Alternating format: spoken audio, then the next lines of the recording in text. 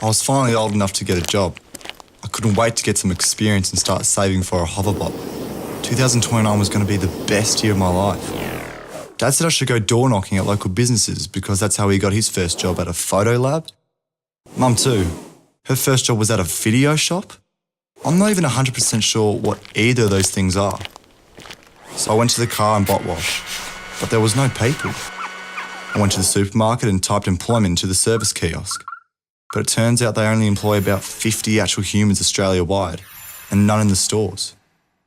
I decided to take a break and spend a huge chunk of my pocket money on a milkshake. I walked into a cafe, found a booth, sat down and entered my order on the menu screen. While I waited, I watched the burger bot flipping burgers.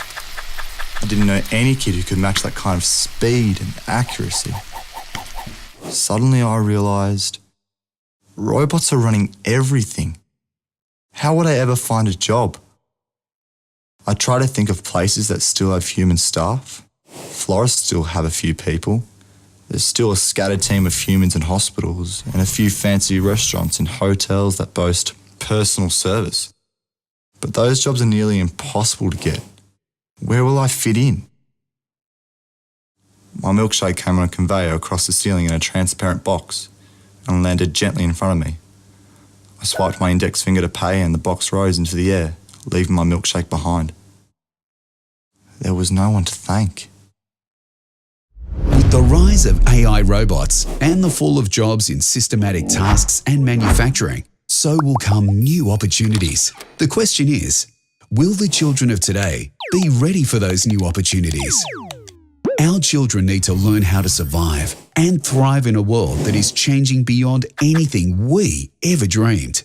We can't rely on the experiences of our generation or the generations before to prepare them. The change is happening rapidly, and it's happening now. Our children will not be able to compete with artificial intelligence in systematic tasks or robots in repetitive duties. We must teach students to become autonomous, lifelong learners and creative problem solvers. We have to teach kids to think for themselves, because the kids that can't turn into adults who can't, and adults who can't think for themselves will spend the rest of their lives unemployable. Robots can't think like us, so to think is to be human.